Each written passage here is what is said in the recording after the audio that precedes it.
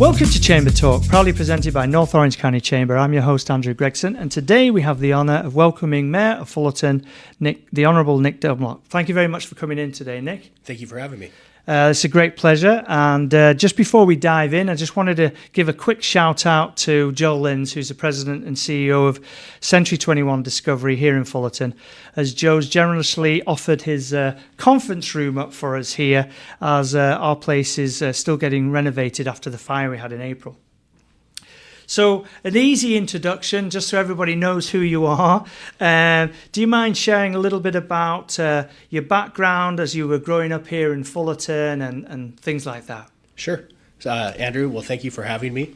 And as you pointed out, my name is Nick Dunlap, and I am currently serving as the mayor of Fullerton. I was born and raised here in the city of Fullerton, graduated from Troy High School. I'm a third-generation Fullerton resident, and now raising my family here myself. So I've got fourth-generation Fullerton kids, and I think that's something that's been really special for us. I come from a family. I've got three brothers and sisters, so there's four of us total. And now with my own kids, we're kind of able to share those, common memories, right, of and experiences of growing up in Fullerton. And I think that's something that I always try to bring with me to my role as a council member, because Fullerton is just such a great place to grow up, and it's a great place to raise a family. Do your other siblings still live here in Fullerton or around here? Actually, for the first time in a long time, we are all back in Fullerton. Wow. So, yeah, my youngest brother, actually, there's a 15-year gap between us. And he actually just bought a house, and he's just around the corner from me. So that's cool. So it's great. Yeah. So he's a good neighbor. He's a good neighbor. Exactly. Yeah. So also helpful for babysitting in between. Oh, well, that's good. Yeah, that's helpful. Having mom 2.5 miles away and younger brother a mile away is great. Oh yeah, that's fantastic stuff. That actually is very good.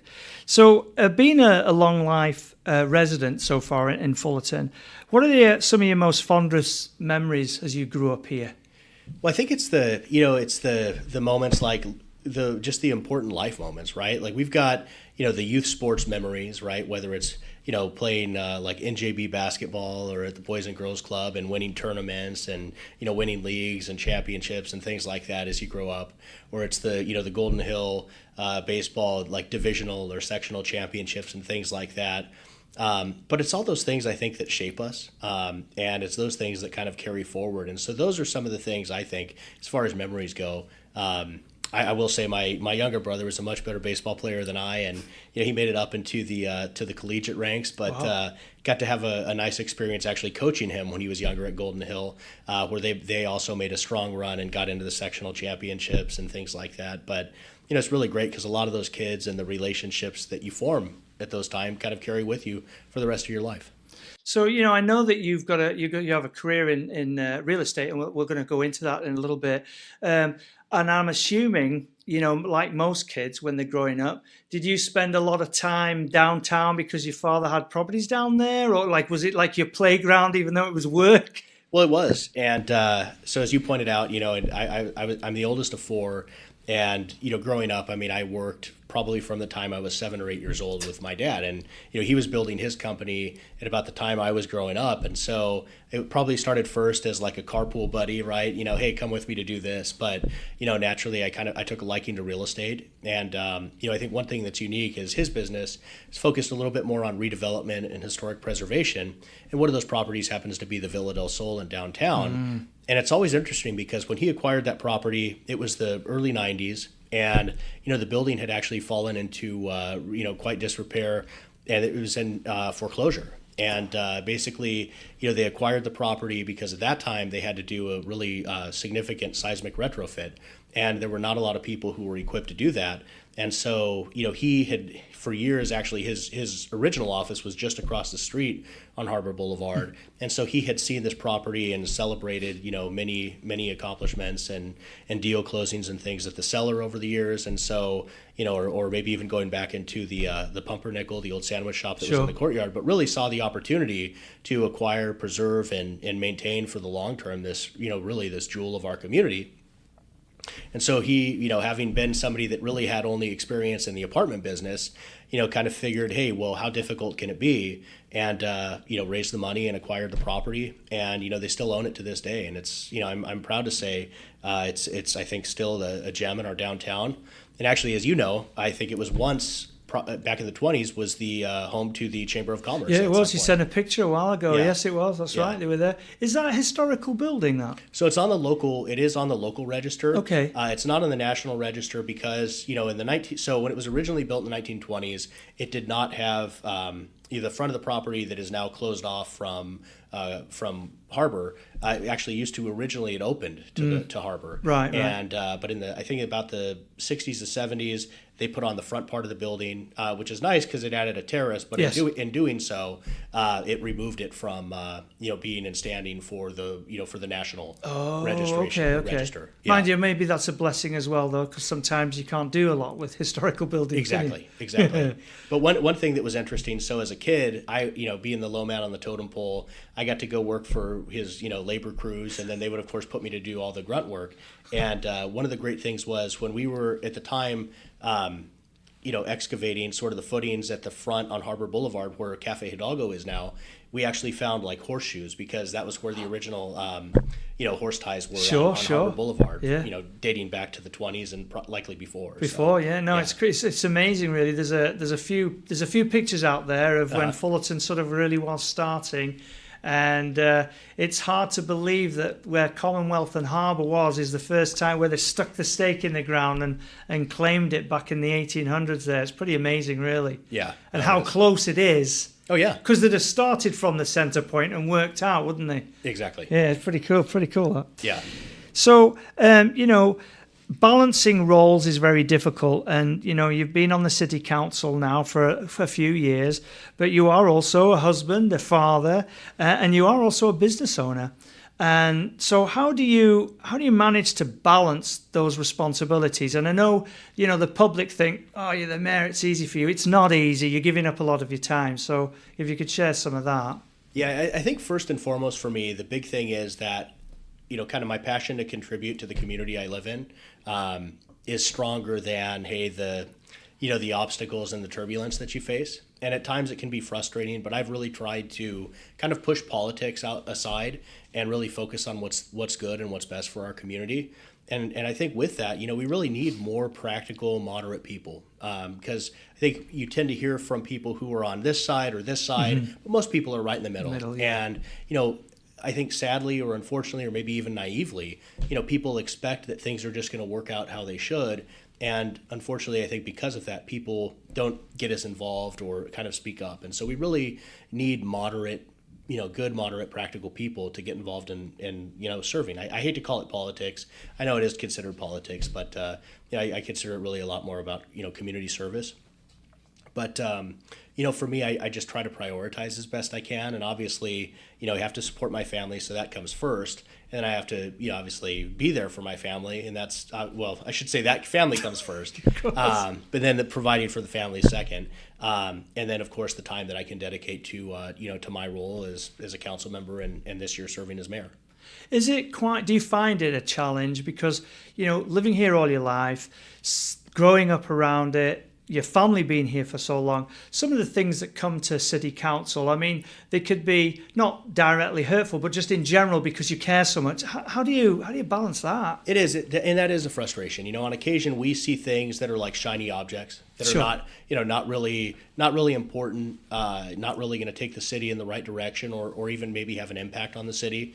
And there's a tendency for the media or local media to focus on those things. But I think really we have much bigger issues at hand. And there are also, just like we've got our challenges, I think there are also a lot of good things happening in the city. And so I've really tried to take this year as mayor. One of the things I've really tried to spearhead is just recognizing some of the great accomplishments of our fellow Fullertonians, and then also being here to advocate for kind of the growth and development activity that we need in our city. We need somebody that can be a strong leader. We need somebody that knows the city to be able to stand up and say, hey, like this is really what we need here, and to kind of take things to initiate those discussions and try to move things along. You did mention just then about giving back to the community and recognising things that people do in Fullerton. I've noticed, especially this year during your mayorship, you actually have awarded a lot of things to the school kids and things. You want to share a little bit about that? Sure. So, and this is not just a elementary or high school thing, but I know we were able to recently recognize a group of students from the Fullerton School District who won a National Speech and Debate Awards. We were very supportive of the recent tiny home project that Nicholas Junior High launched, which was really a one-of-a-kind project, and that was something I kind of tried to spearhead some additional fundraising for them so that they can continue that project and do another one next year, which is their intention. So we were able to recognize those kids and also the faculty for their leadership efforts there.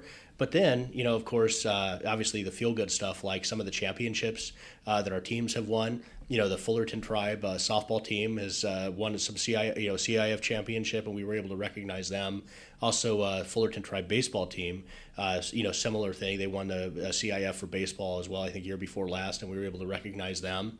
And I guess in terms of former Fullerton residents, we were able to recognize Mike Lorenzen, who's now pitching for the Rangers in the major leagues, but threw a no-hitter last year in his first start for the Phillies. And so, he's somebody who went through Fullerton High School and then pitched for Cal State Fullerton. So it was great that he, was such a humble guy. Not only did he come back, but he stayed for about 2.5 to 3 hours signing autographs and taking pictures with all the kids and That's parents nice. that were there. So it's really great to see that. Yeah, it is. That really is nice. It sort of brings it home because Fullerton is a large city. Has 150, 140 odd thousand residents in it. It's not the smallest city around here. And to bring that community thing in isn't that easy, is it? Because you're trying to do a lot of different things there. Oh, yeah.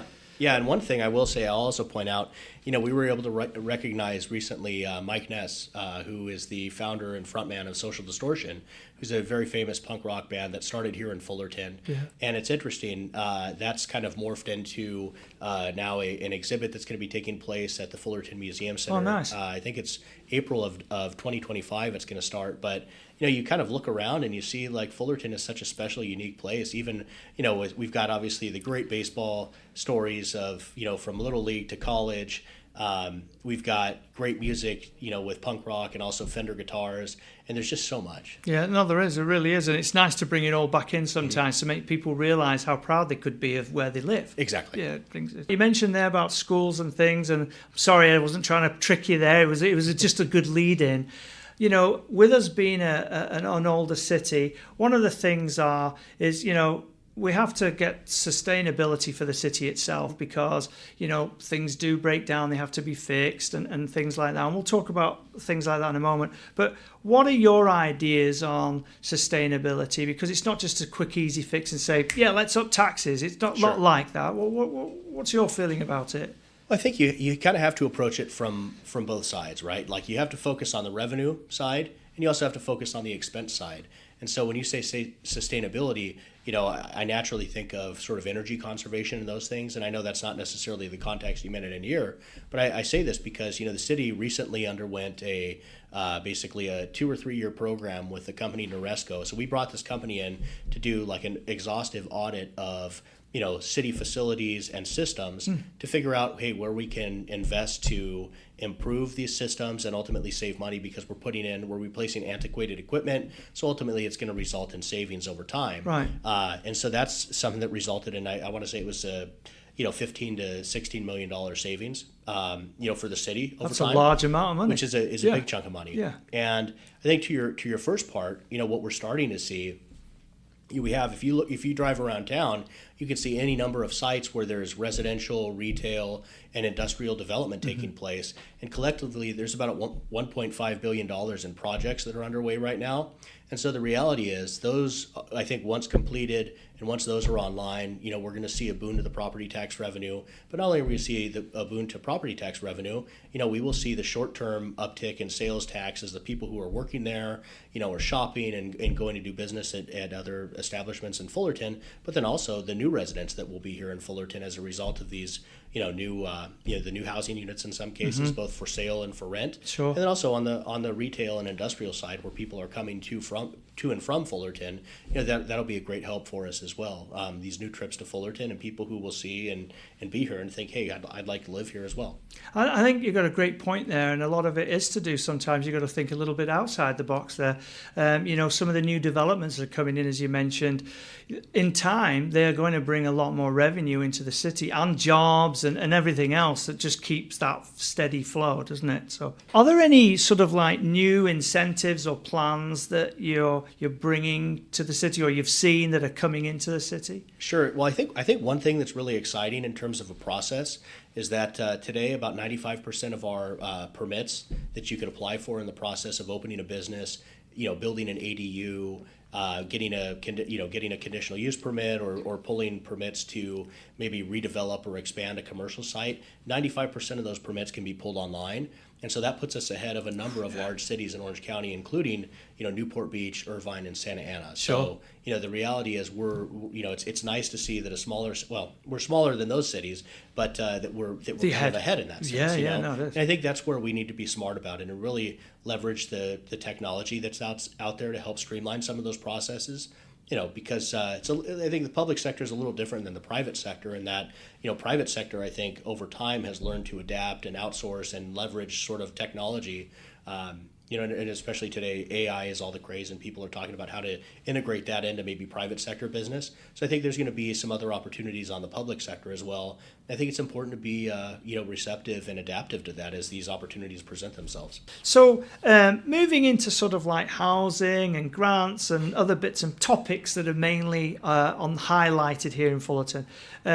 Housing is a significant issue for many residents, and I know there are a few housing projects and plans. You want to share a few that are in the pipeline right now? Yeah, sure. So actually, just today we had the groundbreaking of Point Common, which is located at 1600 West Commonwealth, and this is a 65-unit affordable housing community. It'll have 1, 2, and 3-bedroom units.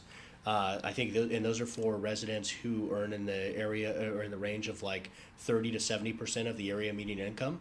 And so that's obviously much needed in our town. It's really interesting. In the process of doing research for this, I learned that about 6.5% of the city's rental housing units are actually designated as affordable. And so I know that's obviously one of the concerns that we hear about frequently at council meetings, something you read about in the paper, not just here in California, but elsewhere in the United States. And I was actually delighted to learn that Fullerton has a little bit higher than, say, our neighboring cities here. So I can't say that the city is necessarily leading there, but I think that as a council, and certainly this current council, has definitely I think made great strides to to welcome housing to the city and to try to balance that with resident and community concerns so that we can preserve the quality of life.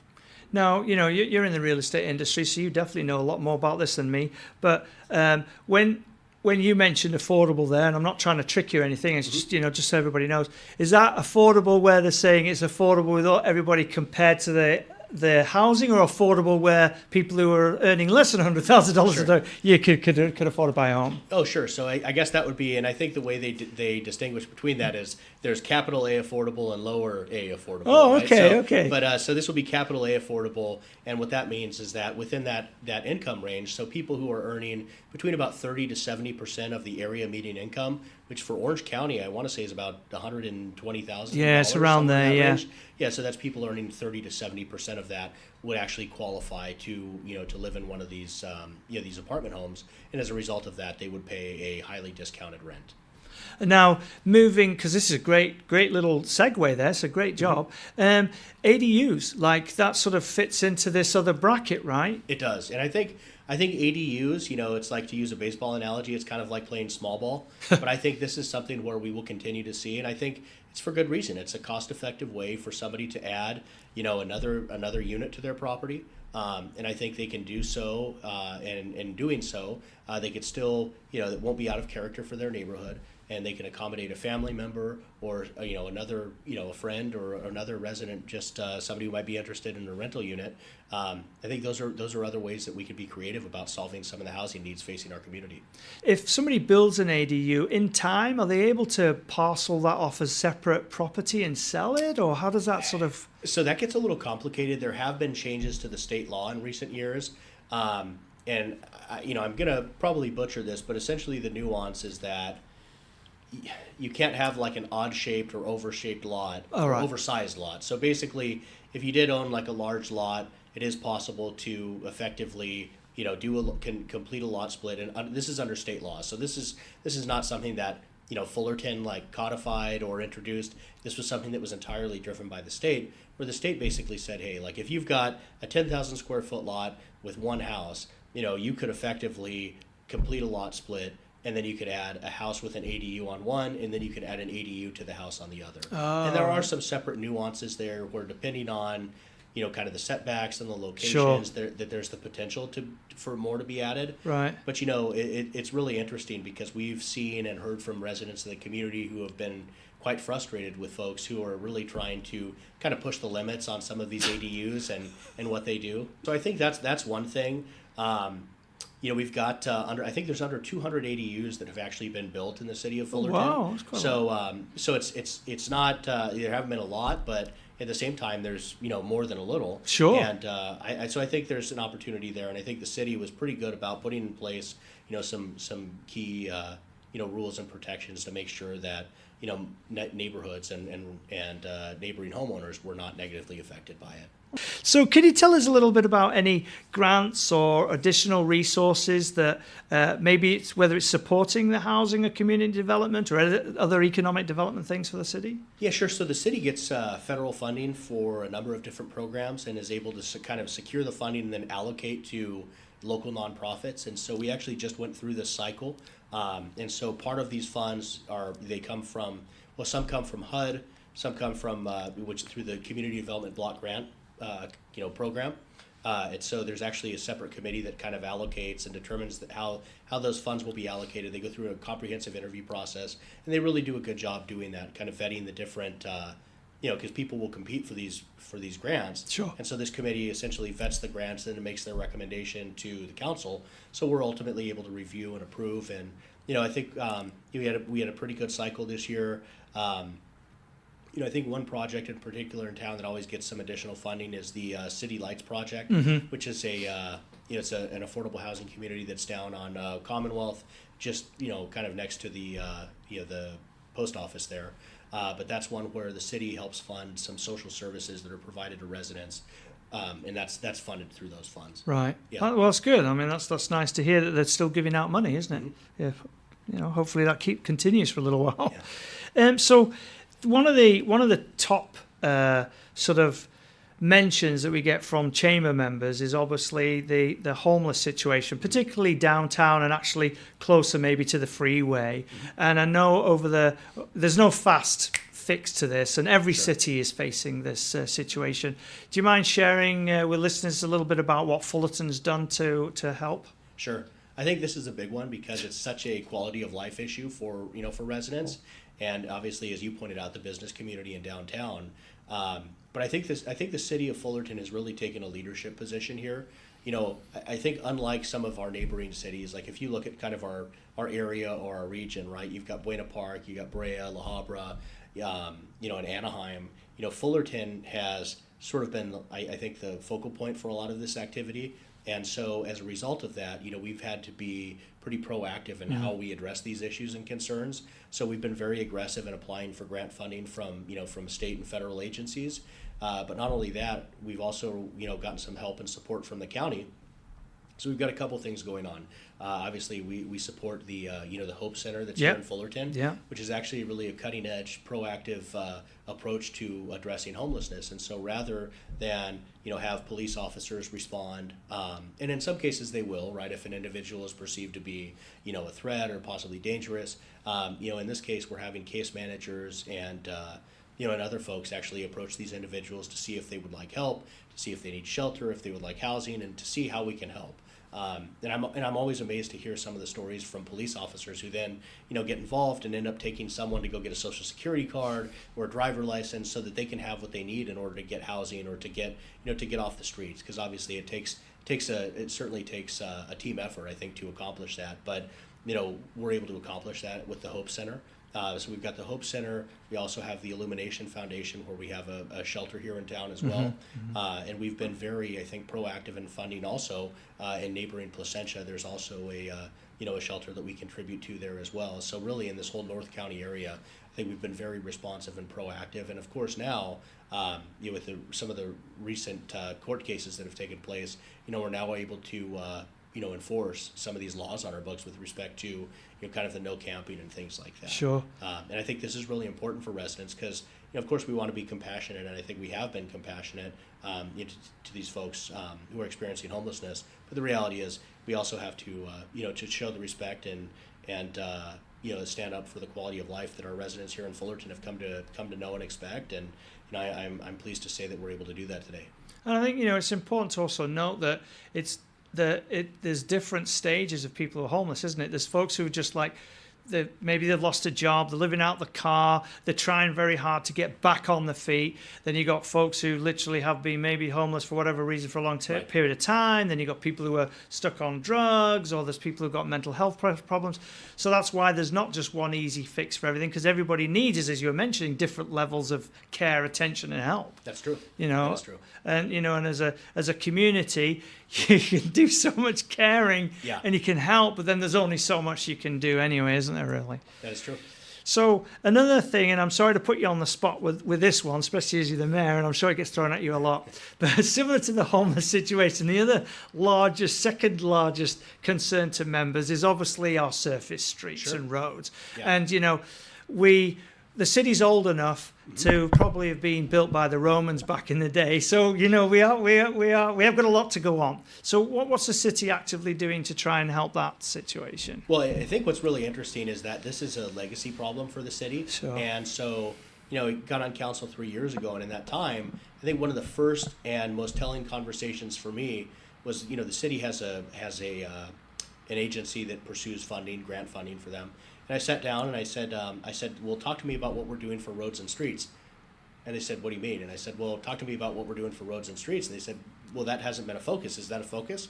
I said, well, that's like you talk to anybody, whether I'm picking my kids up from school, whether I'm at the Little League field, whether I'm standing in line and somebody, recognizes me. That's the number one most common concern is how are we going to fix our roads and streets? Right. And I think, so the reality is this. By 2018 numbers, there's about $120 million in repairs that were needed. Wow. And with what inflation has done to our economy, I'd imagine that number is much higher today in 2024. Now, the reality is the city can actually handle about $11 million in contract administrations for public works needs on an annual basis. And so the city has completed, completes a report annually where they update based on the arterial and residential streets. And then through that, we work through that process to figure out, prioritize, and program what areas of the city will be repaired. And so so that way it's fair. It's going all around the neighborhood, or all around the city. Which I assure you, if you were to come to my street, you would not say the mayor has the nicest streets in town. I think some of my neighbors might have felt that when I got elected that suddenly our street was going to be fixed, and they're sadly mistaken now. But I think that's one thing people forget sometimes. And when there's city council meetings and folks get up, I think they forget that everybody sat on council is actually a resident of Fullerton, and they've got the same complaints. Exactly. It's no different. Exactly. Whether you're a senator, the mayor, or council member, it doesn't matter who you are. We're all experiencing the same stuff. It's true, and I can tell you, like I've got, if only it were. I have people who have brought me bags of pieces of concrete or debris from their street, and I said, well, hey, thank you, but I've got my own. And I know what this looks like. But, exactly. But the sentiment is noted, and so to that point, we actually took steps initially, and a lot of this was helped along by sort of this kind of the federal subsidy through ARPA that was issued to the city, right. And so I really tried to lead the push to get about $33 to $34 million allocated to roads and streets. And unfortunately, we couldn't get a third vote. So as a result of that, we ended up getting about 12 or 13 million allocated to roads and streets. And then kind of, I guess, above and beyond that, we've continued to apply for grants. And what's interesting is, so my second year on council, we get about 3 million. Third year on council, we got 7 million. And this being my fourth year, we actually, in this year's budget, we have over $15 million allocated to roads and streets. And aside from that, we're actually currently in the process of pursuing a federal earmark through Congresswoman Michelle Steele for about another $2 million on top of that. But the reality is, you just have to beat the drum, and you have to be there to have the conversation. And you talk about kind of getting involved. Some of these meetings that seem like, oh gosh, well I've got to schedule things around my my business or my career in order to be there to participate. I can tell you about 2 months ago we had a meeting at the Fullerton Community Center where hey, I was trying to rush to get there because, it was the date of our State of the City event. Oh, right. And so we had Congresswoman Michelle Steele's office there. We talked about the concerns, and, I saw the city's list of concerns, and I added to the top of that roads and streets, and the first thing that she said was, "That's exactly what I hear when people are out knocking on doors, that we need to fix roads and streets." And so I'm going to advocate for that. And she stuck to her guns. And although we asked for more money, we Sure. ended up. It looks like we're hopefully going to end up with about another $2 million. So that'll be $17 million.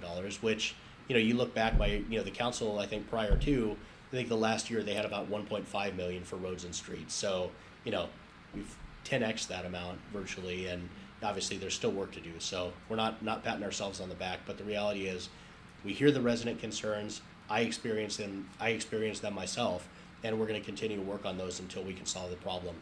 Part of the reconstruction when you're doing roads, because it's not just like surface, you've got to dig it up because they are old and they've sunk a bit. There's a lot of work going in there. I'm assuming then now you're touching on water lines, right. sewage and things like that. Is that all included, or are they then separate pieces? So that's one area, and I will say in years past, I think we've got a very strong administration, I think, in the city right now with respect to our public works department. Our new director, Stephen Weiss, is doing a great job. Yeah. And I think one thing they've really been on top of, actually literally, has been making sure that when they're doing roads and streets, if there are underlying plumbing needs or sewer lines, that they're fixing those first before they're doing the roads and streets. Because in years past, we've seen where they would put down a brand new street, right, and then 2 years later they're tearing it up in order to do a water line. And right. so that leaves obviously taxpayers and homeowners are looking at people thinking, gosh, who's running it? Yeah, exactly. Right. Exactly. Yeah. So. Well, that comes to your point before when you were mentioning it's not with the sustainability of the city. It's not just about how we can get more money; it's how we can save some money, exactly. And that's another way of doing it. We'll let think smarter, not and figure it out a little exactly. bit. So that makes total sense. So another little bit that popped up last year, Mayor Pro Tem Fred Young was the mayor. There was obviously a large discussion about the fire department. The city were trying to keep the fire department and so on and so forth. And obviously we got through and we kept the fire department. So thank you, appreciate that. What's the update on our emergency services and everything that's going on? I think it was really important to me, and what we're seeing is that we've seen an uptick in applicants for our fire department, and we've seen transfers into our fire department, which I think is helpful, and it's an important sign that things are headed in the right direction.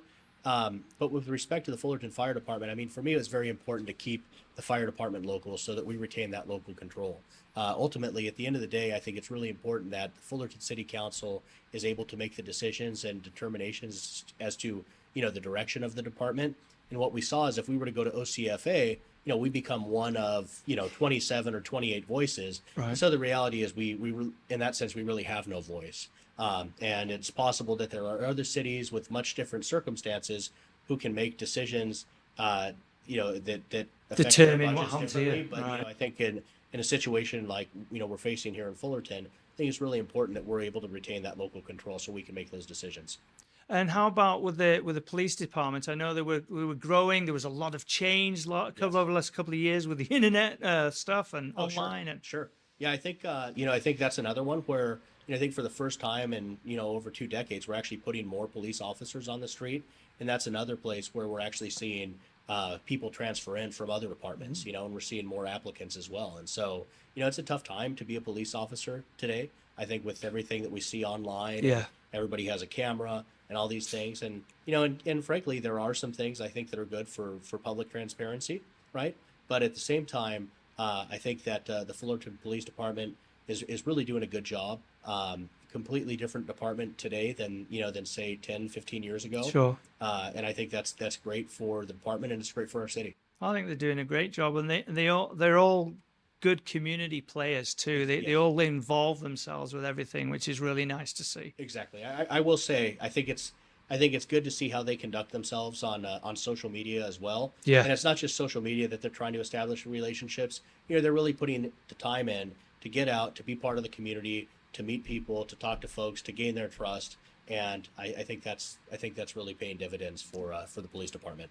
Definitely, totally agree on that, without a doubt. And we don't get any complaints from members about the fire or the other police department, so that's a very good one. That's good. And to be honest with you, it's very good to hear and welcoming that to hear that people are actually looking to be part of Fullerton by being in the emergency services, because that's a big career move and a choice. They've got lots of choices, Yes. and to choose this city, that's really cool. That's nice to hear, isn't it? I Means they're agree. being looked after for a start. Like Exactly. That makes sense. So you mentioned a little bit earlier that obviously, this is your fourth year on council, which means obviously your seat's up for re-election, and I'm sure you're out there campaigning when you can, in between everything else you're doing. How is that going? Are you going to run again? I mean, So we're running again and off to a great start. It's kind of interesting. The time just creeps up on you. Yeah. And, 4 years ago, I said, hey, look, I'll hold a couple fundraisers each year, and that way we'll be poised for re-election. But, the good thing is we've got a lot of friends, got a lot of support, have a great network here in town. And, we've had one fundraiser so far, did extremely well. Probably have another one in a couple of weeks, do that, and anticipate doing about the same. And then just be able to move forward, hopefully to a victory in the election. Because I think, we've been able to execute on some of the goals and the vision to date, including, I think most importantly, a lot of the road repairs. That was really something that was really near and dear to me and my heart. Sure. And hopefully something that we'll be able to continue. But, you kind of get on and you see how long it takes to get things done through bureaucracy. It's like you get in there and it's almost like what dog years. It's like 7 years to 1 human year. It kind of feels the same way in government. Things that would take you 2 or 3 months in the private sector somehow take 18 months in the public sector. But I think fortunately, I'm hard headed and tenacious and can work hard to get things done and make sure that the city continues in the right direction for all Fullerton residents. And I know we're only 4 years different, or 4 or 5 years different from when you campaigned before, but obviously everything's technology has changed. Mm-hmm. Does generally have you found is campaigning differently now? I mean, is it still it's just hitting the streets? Is it's social media more? I mean, what do you find? Well, it's really interesting because I will say I think that's a commonality between I think real estate and public service or politics or campaigning in that sense. There's really no substitute for relationships. There's no substitute for hard work.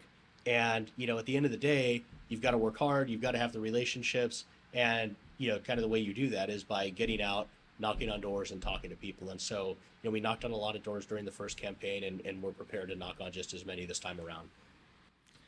And just out of interest, because, as you were just mentioning there, things can take, it feels like several years to get accomplished, which is quite disheartening when you're really wanting to have something completed and you know it's going to be good for everyone, but it's going to take forever to get it done. What gives you that inspiration to continue to serve? Because it's a big deal. It is. It's a vision for the future, And at the end of the day, I mean, I'm very fortunate to have my wife's support to do it, and after my wife, I've got my 2 daughters support me as well. And I think with that, it's the vision to just want to serve the community. You've got an idea of what our city should look like, mm-hmm. and an idea of kind of the things and the changes that we would like to see. And then as a result of that, it's just the dedication and determination to get it done. And, that's kind of the driving factor behind it. And as we're slowly wrapping up our podcast here today, and we definitely appreciate your time, because time is very, very crucial for yourself. It is for all of us, really. And I know you do a lot of things, and you're very inspirational to our younger generation. For those who are thinking, let's say, of moving into whether it's local or actual politics, what advice or pointers would you share? I think first and foremost, it's staying true to yourself, right? And you've got your own morals, your own values that kind of guide you along the way. So always stay true to yourself. Don't worry about the outside influences and the extra noise that's coming from one side or the other. You really have to be able to review and determine the facts and set aside, even what might be maybe a bias on your part or something that you might have one opinion about.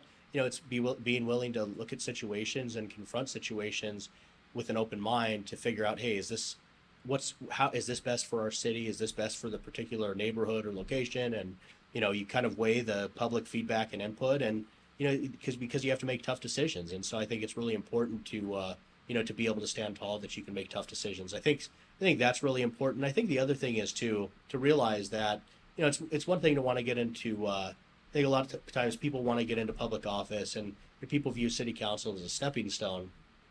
But I think the reality is our roads and our budgets and some of these other challenges that we face today reflect the decades of folks who have used our council as stepping stones to go on to other places. And I think when you have somebody who's really willing to invest the time and effort that it takes to serve as a council member, to get out, to talk to people, to listen to their concerns, and then try to effectuate some of those changes, or to support some of those the needs and wants that the community has. I think that's ultimately how we're really able to drive change, and I think that's the most important thing about being in an elected role, right? Like, you might have, and I know people think that as mayor you have a magic wand and you're able to do all these great things, and the reality is, I think at best I'm able to ask the city manager, hey, let's not put that on this agenda because the agenda is already crowded, or we're going to have a lot of folks that are in here to focus on this item. Sure. And so so I could work on spacing and things like that, but that's about the extent of it. Sure. So I think, like, at the end of the day, you've got to just understand what you're getting into. And I think if you're really doing it for the right reason, you're doing it because it's all about community service. And it doesn't have to just be in an elected capacity. There's opportunities to serve on commissions on and any things, number of isn't it? city Committees. commissions. There are county committees and commissions. And even within industries, there are, obviously business and real estate groups where there are various boards of directors where you could serve in those capacities as well.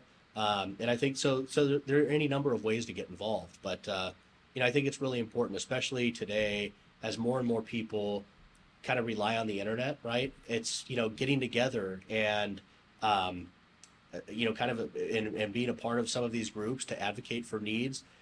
It's kind of going by the website, by the wayside. Right? Sure. I was gonna say it's going by the website. Yeah. Which It is as well. That was a slip. But that's the reality. I think a lot of people are looking to rely on the internet and rely on now, as opposed to investing time and effort to build those relationships. And I think that's ultimately what's going to make you successful in politics, in business, or in life. I think that's a great message, and thank you for sharing that. That was very good, especially just on the fly there.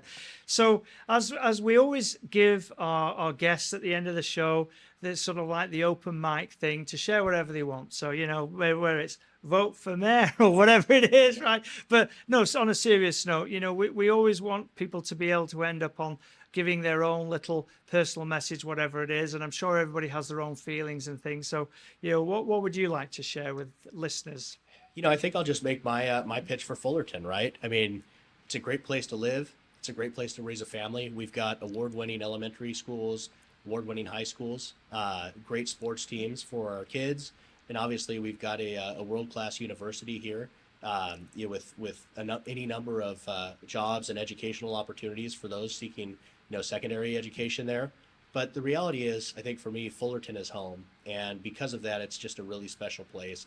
And I would invite anyone who is not already from Fullerton to come here to visit one of our parks or our trail systems, to shop in our local businesses, because the reality is, this is just a special place. Many of the reasons I've outlined in our talk today. Sure. But I think this is definitely a place that people should visit, people should shop, people should dine, and ultimately people should stay in Fullerton.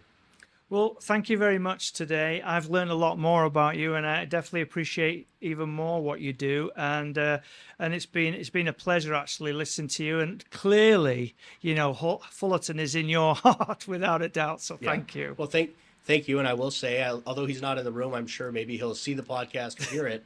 I want to give a shout out to Joe Lenz because obviously the sign behind me, I don't know if they'll be able to see the sign. They will. But it was kind of iconic. It was on Harbor Boulevard for years. Yeah. And so it was kind of a testament to our changing times. But, very excited that they were able to at least keep the sign. And I suppose this would be the new fishbowl, right? Because they had that. That's right. The also famous or infamous fishbowl conference room. That's correct. That's correct. This is their new fishbowl, and Joe did. He did. That was great. That's great. Great point there. He did keep that because it looked just like his sign outside. Yeah. And in fact, it was another local company who actually designed it for him and did it. So it's everything's to do with Fullerton. So That's awesome. yeah, so it's cool. Did Bob do that, or who did? No, it was. I think that one was from Fast Signs. I think it was Gabby Mullinex. Oh yeah. Who used to have the photography right. shop. Fullerton, yeah. There you go, Fullerton Photography. Yeah. That's right. Awesome. Yeah. So anyway, but thank you very much for coming on. Appreciate it. Thank you for having me. For those who've tuned in, thank you very much for listening, and we hope you'll visit nocchamber.com and select Sign Up for News at the top of the page to join our mailing list. For more interviews, visit chambertalk.podbean.com. and we invite you to like, follow and share Chamber Talk. Take care.